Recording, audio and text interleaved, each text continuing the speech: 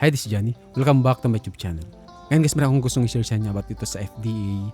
Kung sakali guys, meron tayong binibili ng mga food supplement gaya ng mga vitamins, minerals, and amino acids or di kaya mga gluta, ganun. Kung binibili natin ito sa mga TikTok, Shopee, or Lazada, minsan din natin maiwasan na nagdududa tayo kung legit ba siya o hindi. So kahit itong mga product na to, naglalagay sila ng FDA approved sa kanilang bottle o di kaya naman dun sa kanilang store. So makikita nyo guys sa kanilang store kung registered sila sa FDA. So example na lang natin guys dito sa TikTok. So karamihan ng mga store na nagbebenta ng mga food supplement, mayroon silang nilalagay na FDA registration number. For example, itong product na to.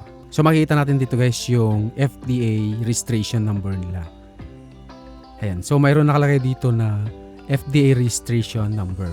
So itong registration number na yan, pwede natin ma-search dito sa FDA kung legit ba talaga to o hindi. Ito guys, importante kasi na malaman natin na registered sa FDA yung iniinom natin na mga food supplement. Kasi pumapasok ito sa katawan natin.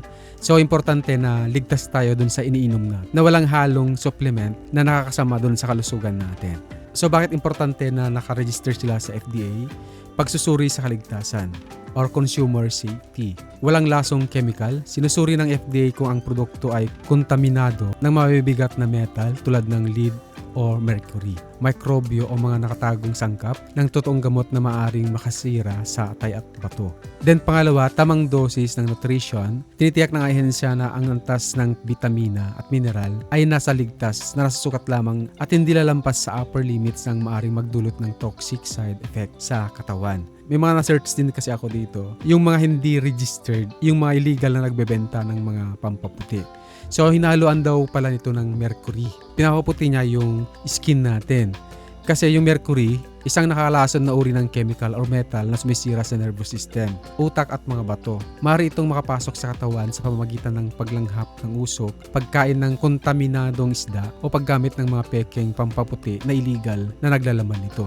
Importante pala na malaman natin kung FDA registered yung company or yung binibilhan natin na shop. So dahil dito guys, naisipan kong gumawa ng video para mapanood ninyo, then maturuan ko rin kayo na i-search yung FDA registration number ng shop na binibilhan ninyo para masigurado tayong ligtas yung iniinom natin na food supplement. So para ma-search natin guys, so i-search natin dyan sa browser verification.fda.gov.ph. Ito yung official website ng FDA. So ilalagay ko rin guys dyan sa description ng video para sigurado na legit yung mapapasukan yung website. Then dito sa search, i-search natin yung FDA registration ng shop. So example na lang natin guys dito sa TikTok.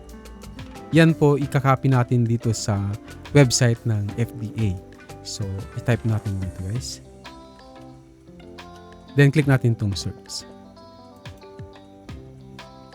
Ayan, lumabas po dito guys. So na-search niya, ibig sabihin registered sa FDA itong food supplement na to. Ito yung registration number nila. Then yung product name, eksakto naman dun sa product description, probiotic food supplement capsule 500 mg. So price lang din naman dito guys. Ayan. Then importante guys na makita natin itong expiry date. So sila mag-expired pa sa June 2028. So ganun yung gagawin natin guys kung nagdududa kayo dun sa iniinom ninyo na products. Kahit sabihin natin na effective yung product, kung hindi tayo sigurado na FDA registered sila, parang nandun yung takot natin kung iinumin ko ba talaga to o hindi. Mas maganda na makita natin dito sa mismong FDA na registered sila.